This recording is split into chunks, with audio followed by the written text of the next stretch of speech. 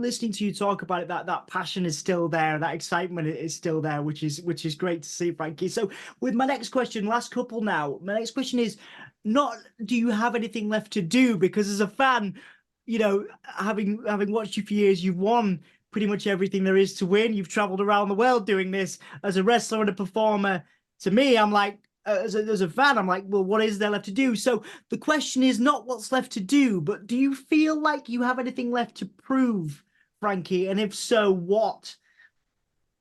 I mean, I'm always, the person I need to impress the most is myself. That's the person I need to prove anything to. I gave up trying to prove myself to others a long time ago. But yeah, no, I still, I very much strive and desire to be a world champion in a prominent company, and that company's TNA. And that is a goal. I've never been the guy. I've won X Division titles, tag team titles, 6-man titles. I mean, Yeah, in a lot of different places, in yeah. a lot of different places. But I'd be remiss if I said I didn't want to be a world champion, because I think I've proved that I can be, and it's just something that's um, not been in the cards thus far, but um, I'm going to make that happen. That's a goal that I see, that I'm really focusing on.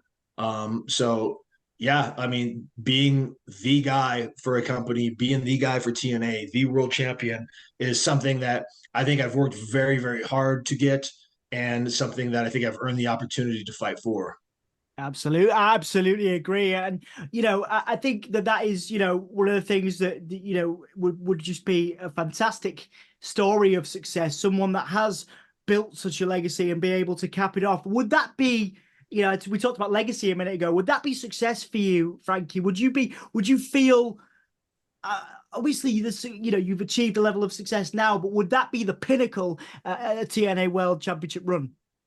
I mean, it certainly would be, it would be a culmination of a life's work doing this, doing what I love, Mm, to be rewarded with that. And, it, not only would it mean a lot to me, I think it would mean a lot to the people that have followed me, because absolutely. there's a lot of people that, I get that, like, hey, I'd love for you to be world champion one day. And, for me to achieve that would be a victory for them, because they've, in a lot of cases, been along this ride with me for, whether it's been, 5 months, 5 years, 20 years, 25 years, so for them to see that, I equate it to I'm a musician, I'm a big music fan. I equate it to when a band gets in the Rock and Roll Hall of Fame.